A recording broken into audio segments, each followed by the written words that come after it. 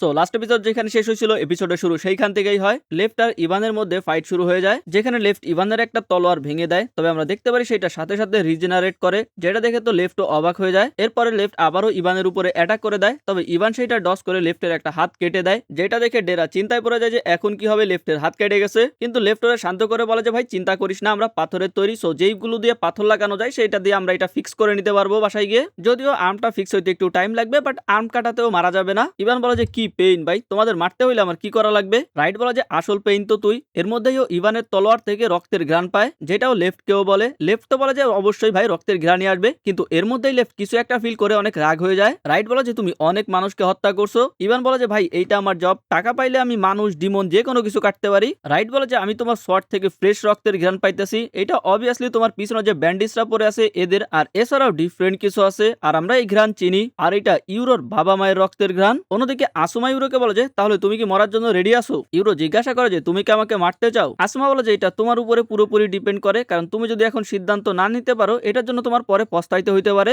Euro জিজ্ঞাসা করে যে তুমি কি এটা কাগেমরি ক্লানের হেডের অর্ডারে করতেছো? আসমা বলে যে না, আমার বাবা আমার থেকে সম্পূর্ণ আলাদা। হায়াটো বলে যে এমনিতে মেন কাগেমরি ক্লান অনেক সফট, এই জন্য ওরা এই ডিসিশন নিতে পারবে না। আসমা বলে যে ইউরো তোমাকে আমি এখনো বলি নাই, এনার নাম হইতেছে হায়াটো, আর ইনি আমার মায়ের বড় ভাই। মানে ভাই বুঝতে পারতেছো এটা হচ্ছে আসুমার মামা। সরি যে আমি প্রথমবার এর আঙ্কেল ভাবছিলাম। যাই হোক, হায়াটো ইউরোকে বোঝানোর চেষ্টা করে যে দেখো হিগাশি ভিলেজ এখন তোমার না, কারণ ওই ভিলেজাররা তোমাকে মারার চেষ্টা করছে, তোমার বাবা মা এখন ওই ভিলেজে থাকে না, ইভেন তোমার যেই বোন পালাই গেছিল তাকেও হিগাশি ভিলেজরা একবার মারে দিছে। সো বুঝতেই পারতেছো ওই ভিলেজ এখন তোমার না, এই জন্য তুমি আমাদের সিংহ ক্লান জয়েন করে নাও, আর আমরা তোমাকে খুব ভালোভাবে ট্রিট করবো। ইউরো বলে যে সত্যি ভাই, তোমার এটা মনে হয় যে আমি তাদের উপরে বিশ্বাস করবো যে ভিলেজের ছোট বাচ্চাদেরকে কিডন্যাপ করছে আর আমাকে মরা দেখতে চায়? হায়াটো বলে যে ভাই ওদেরকে কিডন্যাপ করা হয়েছে যাতে তুই একটু কোঅপারেট করিস, আর এমনিতে ওদেরকে কেউ টাচও করা নাই, ওরা একদম ঠিক আছে। হ্যাঁ যদিও আমি তোমার মরা দেখতে চাই, কিন্তু আমি চাই যে তুমি তোমার ডেথ নিজে অ্যাকসেপ্ট করো। ইউরো বলে যে মানে কি ভাই? হায়াটো বলে যে তুমি ওই মোটা সামন রে তো চিনোই তাই না? ইউরো বলে যে তুমি কি তার কথা বলতেছো যে মাঝে মাঝে ভিলেজে গিয়ে অসুস্থ বাচ্চাদেরকে ঠিক করতো? হায়াটো বলে যে একদম ঠিক বলছো। তুমি কি জানো তোমার পিছনে যে ব্যান্ডেজ পাঠাইতো সেইটাই ইয়ামাই পাঠাইতো, আর যেইটা এখন তোমার দেখাশোনা করতেছে সেই ইয়ামার সাথে মাঝে মাঝে দেখা করতো। তো তোমার কি মনে হয় যে তুমি ডেরার উপরে ভরসা করতে পারো? হিগাশি ভিলেজ সবসময় তোমার কাছ থেকে সিলের পাওয়ার সিক্রেট রাখছে, ইভেন তোমাকে বারবার মারার চেষ্টা করছে, তোমার ওই ফালতু ভিলেজের কোনো প্রয়োজন নাই। ইউরো বলে যে তোমার ল্যাঙ্গুয়েজকে একটু কন্ট্রোল করো আঙ্কেল, এই দুনিয়াতে এমন কিছু নাই যে যার প্রয়োজন নাই। এরপরে ইউরোর আসুমার কথা মনে পড়ে যে এটা ওই যে খাওয়ার সময় হয়েছিল আর কি। এরপরে ইউরো আসুমাকে বলে যে তোমরা একই ক্লান থেকে কিন্তু তুমি এগ্রি করতেছো না কেন?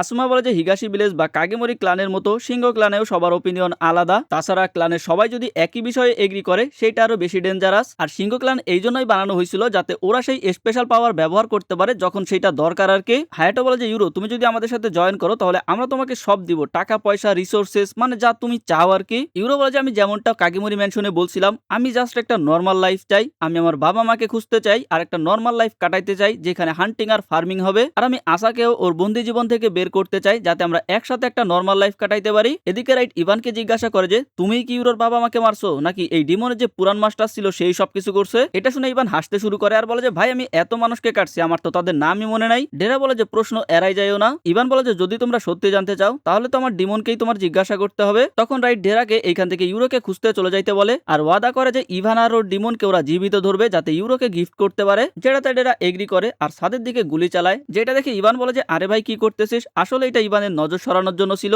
এই সুযোগে ডেরা সেইখান থেকে দৌড় দিয়ে বের হয়ে যায়, আর বের হওয়ার সময় গেটে থাকা সুইচটা অফ করে দেয়, যার ফলে পুরো ওয়্যার হাউসটাই অন্ধকার হয়ে যায়। আর এই সুযোগে লেফট এন্ড রাইট ইভানের উপরে অ্যাটাক করে দেয়। এদিকে বাইরে ডেরা বুঝতে পারতেছিল না ইউরোকে খুঁজতেও কোন দিকে যাবে। ও একটা কন্টেনারের পাশে এসে দাঁড়ায়, আর ওর পাশেই আমরা অন্য একটা লোককে দেখতে পারি, আর হঠাৎ করেই এরা দুইজন দুজনের দিকে অস্ত্র ধরে। এরপর লোকটা বলে যে ডেরা, আর ডেরাও লোকটাকে চিনতে পারে যে এটা ব্যান্ডিট, মানে কোনোভাবে হয়তো ইভানের হাত থেকে এ বেঁচে গেছে। তো ব্যান্ডিট ডেরাকে জিজ্ঞাসা করে যে তুমি এখানে কি করতেছো, কারণ তোমার তো আমরা এই বিষয়ে কিছুই বলি নাই, তার মানে কি হানা সব বলে দিছে? ডেরা বলে যে আরে না না ভাই, তোমাদের মধ্যেই একজন আমাকে সব বলে দিছে যে এখন ওয়্যার হাউসে মৃত পড়ে আছে, যেটাতে ওই লোকটা বিশ্বাসও করে নেয়। আর ডেরা ভাবে যে যাক ভাই, মরা মানুষ কথা বলতে পারে না। ডেরা বলে যে ইউরো এখানে ফেকাসাকে রেস্কিউ করার জন্য আসছিল, বাট এখন ওরই একটা ডিমন কিডন্যাপ করে নিয়ে গেছে। এটা শুনে ব্যান্ডিজ তো বলে যে তোমরা কি স্টুপিড নাকি, ইউরোকে এখানে কেন আনছো ভাই? ডেরা বলে যে সবাই চাই যে টুইন মারা যাক, এই জন্য ইউরো এমন একজনকে খুঁজতেছিল যাকে ও বিশ্বাস করতে পারে, আর যেহেতু ও ভাবতেছিল তোমরা ব্যান্ডিজ তোকে মারতে চাও এই জন্য তোমাদের সামনে আসে নাই। ওই লোকটা বলে যে কিন্তু তুমিও তো আমাদের সাইডে ডেরা, কিন্তু তুমি এখন এমন ভাবে কথা বলতেছো মনে হচ্ছে তুমি ইউরোর সাইডে। ডেরা বলে যে একদম, আমি যদিও ওর কাছ থেকে অনেক সিক্রেট হাইড করতেছি যেই কারণে ও আমার উপরে পুরোপুরি ভরসা করতে পারে না, কিন্তু আমরা একসাথে অনেক কিছু সহ্য করছি, আমার কাজের কারণে আমার অনেক কিছু ইগনোর করতে হয়, কিন্তু এখন আমি ইউরোর সাইডে। ব্যান্ডেজ বলে যে তার মানে কি তুমি হিগাশি ভিলেজকে ধোকা দিতেছো? ডেরা ডেরা বলে যে একদম না, আর তুমি যদি এটা ওয়াদা করো যে তুমি ইউরোকে একা ছেড়ে দিবা তাহলে আমি তোমার সাথে ফাইট করব না। ব্যান্ডিট বলে যে তুমি কি পাগল হয়ে গেছো? ওরা 400 বছরে জন্ম নেওয়া প্রথম টুইন্স, আর ওদের ব্রেক আর সিলের পাওয়ার যদি আমরা পেয়ে যাই তাহলে হিগাশি ভিলেজ পুরো দুনিয়ার উপরে রাজত্ব করতে পারবে। ডেরা বলে যে আমি চাই না এক বুড়ো দুইটা বাচ্চাকে স্যাক্রিফাইস করে এই দুনিয়ার টপে বসে থাকুক, এই জন্য তুমি যদি আমার সাথে লড়াই করতে চাও তাহলে করতে পারো। একটু চিন্তা ভাবনা করার পরে ব্যান্ডিট হার মেনে নেয় আর বলে যে সবার আগে আমাদের ইউরোকে খুঁজে বের করতে হবে। এরপরে ব্যান্ডিটটা জানায় যে ও খোঁজ নিয়ে জানতে পারছে এই পুরো ওয়্যার হাউস সিংহ ক্লান থেকে বিলং করে, যা কাগেমোরি ফ্যামিলির সাথে রিলেটেড। এরপরে ও এই ওয়্যার হাউস সম্পর্কে আরো ইনফরমেশন বের করতে শুরু করে। তো ডেরা ওরে জিজ্ঞাসা করে যে তুমি কি এক এক করে সব জায়গায় খুঁজবা? ব্যান্ডিটটা বলে যে না, যদি ইউরোকে কোনো ডিমন কিডন্যাপ করে তাহলে আমরা ওই ডিমনকে খুঁজে বের করতে পারি। এরপরে সেই ব্যান্ডিট নিজের 2 ডিমনকে সামান করে আর এখানে থাকা ডিমনকে খুঁজতে বলে। আর আমরা এটাও জানতে পারি যে ডেরার কাছে কোনো ডিমন নাই, কারণ ও নিজের পুরনো ডিমনের পরে আর কোনো নতুন ডিমনের সাথে কন্ট্যাক্ট করে নাই। অন্যদিকে আমরা দেখতে পারি লেফট এন্ড রাইট স্টিল ইভানের সাথে ফাইট করতেছে। ইভান বলে যে আমার চোখ ডার্কের সাথে অ্যাডজাস্ট হয়ে গেছে, কিন্তু এরা আমাকে পুরোপুরি মেরে ফেলার জন্য আমার উপরে অ্যাটাক করতেছে না। এরপরে ও লেফট এন্ড রাইট কে বলে যে আমি তো শুধু লেফট কে আসতে বলছিলাম, তোমরা দুইজন আমার উপরে একসাথে অ্যাটাক করতেছো, এটা তো ভাই ফেয়ার হইলো না, তোমাদের মাস্টার এটা জানতে পারলে কান্না করবে। রাইট বলে যে ইউরো এটাতে কিছুই মনে করবে না। ইভান চিন্তা করে যে এদের সাথে আমার বাইরে গিয়ে ফাইট করা উচিত, কিন্তু লেফট এন্ড রাইট দুই পাশের এক্সিটই বন্ধ করে রাখছিল। এরপরে ইভান একটা প্ল্যান করে আর ওইখানে পড়ে থাকা একটা লাশের মাথা ধরে সেটাকে লেফটের দিকে ছুড়ে মারে, যেটা লেফট ধরে ফেলে আর বলে যে কি করতেছিস তুই। আসলে এই সুযোগে ইভান উপরের দিকে চলে যায়। এরপরে ঘরের সিলিং কেটে বাইরে বের হয়ে আসে, লেফট এন্ড রাইটও ওর পিছনে পিছনে বাইরে চলে আসে। ইভান চাঁদ দেখে বলে যে আজকের চাঁদটা তো অনেক বিউটিফুল লাগতেছে। লেফট বলে যে এইটাই তোর লাইফের শেষ ফুল মুন, তো ভালো করে এনজয় করে নে। ইভান বলে যে ঠিক বলছো, তোমারও এটা এনজয় করা উচিত। এরপরে ইভান নিজের তলোয়ার চাঁদের আলোর দিকে ধরে, যার ফলে সেটা রিফ্লেকশন গিয়ে লেফটের চোখে লাগে। আর এই সুযোগে ইভান লেফটের উপরে অ্যাটাক করে দেয়, যেটা লেফটের লাগতেই যাচ্ছিল। ঠিক তখনই সেখানে রাইট এসে লেফটকে লাথি মেরে দূরে ফেলে দেয়, আর এটার জন্য লেফট রাইটকে ধন্যবাদ জানায়। রাইট বলে যে ওয়েলকাম, আর এরপর ইভানকে বলে যে তুমি যদি লেফটকে হারাইতে চাও তাহলে সবার আগে আমাকে হারাইতে হবে। ইভান বলে যে আমার মনে হয় আমি পারবো। এইটা বলেই ও রাইটের উপরে অ্যাটাক করতে শুরু করে আর রাইটের পেটে একটা স্লাশ মেরে দেয়, যেটাতে রাইটের খুব বেশি ক্ষতি তো হয় না, কিন্তু রাইট ইভানের তলোয়ার ভেঙে দেয়। এরপরে লেফট আর রাইট দুইজনে একসাথে ইভানের উপরে অ্যাটাক করতে শুরু করে আর ইভান সেটা ডস করতেছিল। ইভান মনে মনে ভাবে যে আমি জানি যে ঠিক আমার কতটা দূরত্ব রাখতে হবে যাতে ওরা আমাকে টাচ করতে না পারে, কিন্তু তখনই আমরা দেখতে পারি লেফট ইভানের মুখের উপরে একটা অ্যাটাক করে দেয়, যেটাতে ইভানের অবস্থা খারাপ হয়ে যায়। আসলে লেফট ওর এই হাতে ওর অন্য যে কাটা হাতটা ছিল সেইটা ধরে সেইটা দিয়ে ওর উপরে অ্যাটাক করে দিছে, যার কারণে ওর অ্যাটাক রেঞ্জ একটু বেড়ে গেছিল। ইভান বুঝতে পারে যে এই ফাইট ওর জন্য আরো কঠিন হইতে যাইতেছে।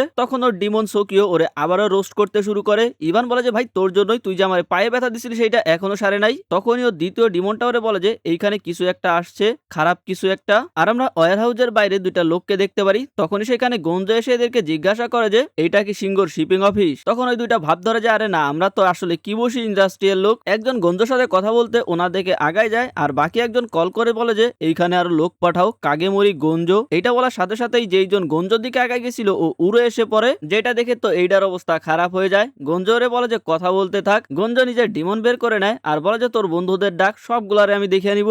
এদিকে সেই ব্যান্ডিতের ডিমন দুইটাও দেখি যে ভয় পাইতে শুরু করে, যেটাতে ডেরা ওরা বুঝতে পারতেছিল না যে এরা ভয় কেন পাইতেছে, কিন্তু তখনই ওরা ফাইটের আওয়াজ পায়। অন্যদিকে গঞ্জ সবগুলারে মাইরে অবস্থা খারাপ করে দিতেছিল। তখনই এক মোটু বের হয়ে আসে, বলে যে এ ডিমন ইউজার, ওর সাথে আমাকে ফাইট করতে হবে। ও নিজের ডিমন বের করে নেয়। তখনই বিশাল বড় একটা স্কেলেটনের হাত আর পা এসে ওর দুইটা ডিমনকেই মেরে ফেলে আর গঞ্জ ওকে ঘুষি মেরে ফেলে দেয়। আর আমরা দেখতে পারি গঞ্জর কাছে একটা দুইটা না অনেকগুলা ডিমন ছিল, মানে ভাই বুঝতেই পারতেছো বান্দা পুরো বাহিনী নিয়ে ঘুরে। অন্যদিকে এক সিকিউরিটি দেখে যে কোনো শব্দ হচ্ছে আর তখনই ওর পাশের একটা দরজা ভেঙে যায়, কিন্তু ও বুঝতে পারতেছিল না যে এগুলো কেন হইতেছে। বাইরে তাকাই দেখতে পারে যে গঞ্জ ভাই একা একাই লাফাইতেছে, কারণ ভাই এ হচ্ছে নর্মাল একজন যে ডিমন দেখতে পারে না। সো ও বুঝতে পারতেছিল না যে এই বুড়ো একা একা আবার কি ফাইট করতেছে। তো এই লোকটা ভাবে যে ও সম্ভবত হ্যালুসিনেট করতেছে, ওর মাথা নষ্ট হয়ে গেছে। আরো নিজের বসের কাছে কল করে ছুটি চায়, তবে ওর বস বলে যে বেটা ঘুমানো বাদ দিয়ে কাজ কর। এদিকে ডেরা আর ব্যান্ডিটও দেখতে পারে যে এই জায়গা কাগেমোরি গঞ্জ চলে আসছে।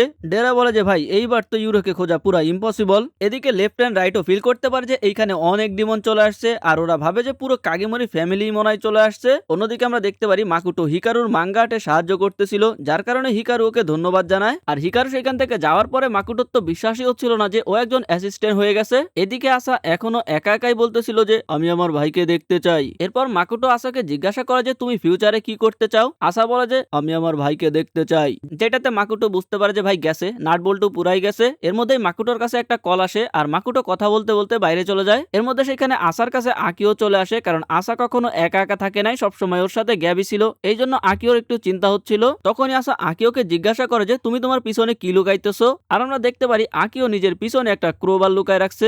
আকিও আস্তে আস্তে আসার দিকে আগাইতে শুরু করে। আসা ওকে বারবার থামতে বলে, কিন্তু তারপরও আকিও আসার দিকে আগাইতে শুরু করে। আর এই এপিসোড ভাই এইখানেই শেষ হয়ে যায়। আর ভিডিও আমি এইখানে শেষ করে দিতেছি। লাইক কমেন্ট তোমাদের ইচ্ছা। এই চ্যানেলের প্রতি আমার আর কোনো মায়া নাই, কারণ ভাই যেই ভিউ হয় আসলে আমার পুরো পরিশ্রমটাই মনে হয় যে আমি হুদাই করতেছি। যাই হোক, ভালো থেকো সবাই, বাই বাই।